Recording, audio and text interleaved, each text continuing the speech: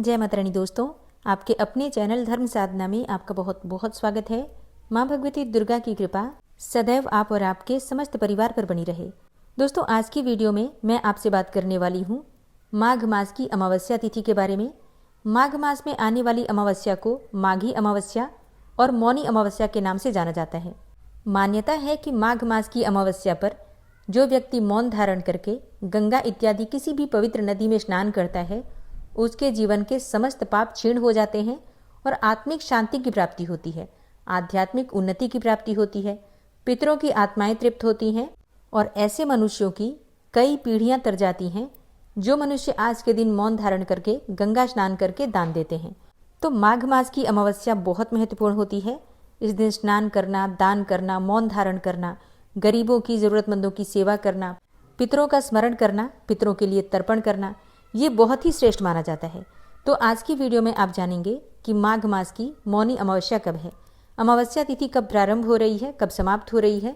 कई भक्त हैं जो कि अमावस्या तिथि का व्रत धारण करते हैं, तो माघ मास की अमावस्या का व्रत कब धारण करना है और मौनी अमावस्या का स्नान और दान करने का शुभ मुहूर्त क्या है, ये संपूर्ण जानकारी आपको आज की वीडियो में शेयर करूंगी। तो बहुत महत्वपूर्ण है आज की वीडियो, पूरा जरूर देखिए। अच्छी लगे वीडियो तो लाइक भी जरूर कीजिएगा, क्योंकि आपके लाइक्स, आपके कमेंट्स मेरे लिए बहुत महत्वपूर्ण होते हैं।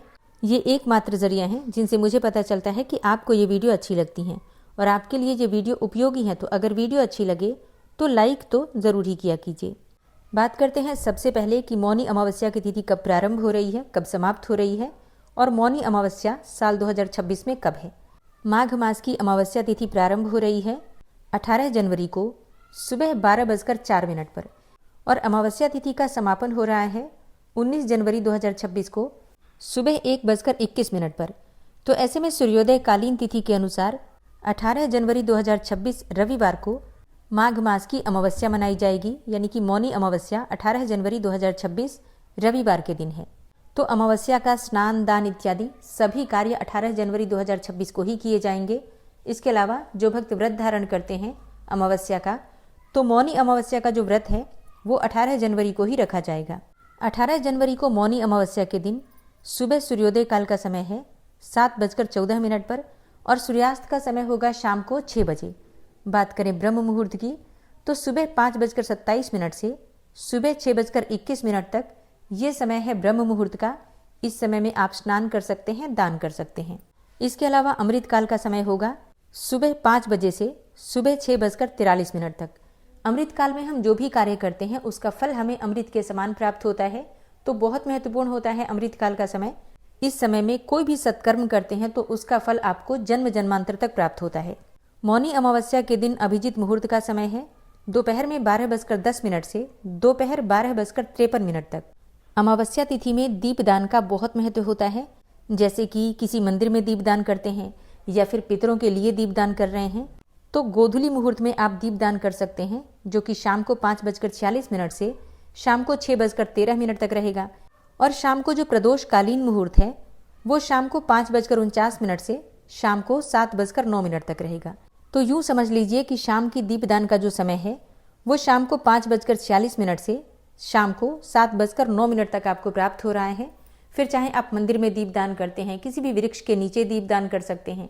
वैसे तो इस बार अमावस्या रविवार के दिन है, तो आप पीपल की पूजा नहीं कर सकते हैं, ना ही पीपल में आप दीपदान कर सकते हैं, लेकिन तुलसी के पास आप दीपदान कर सकते हैं। घर में जो तुलसी विराजित है उनके पास आप दीपदान कर सकते हैं, प्रार्थना कर सकते हैं, ठीक है। इसके अलावा इस बार मौनी अमावस्या पर एक बहुत ही शुभ मुहूर्त आपको प्राप्त हो रहा है सर्वार्थ सिद्धि योग का, जो कि सुबह 10:14 से प्रारंभ होगा और फिर पूरे दिन रात्रि मतलब अगले दिन तक रहेगा। तो सर्वार्थ सिद्धि योग में हम कोई भी काम करते हैं तो उसका हमें बहुत अधिक पुण्यफल प्राप्त होता है। कोई उपाय करते हैं, कोई पूजा पाठ करते हैं, किसी भी कामना से करते हैं तो हमारी कामना पूर्ण होती है।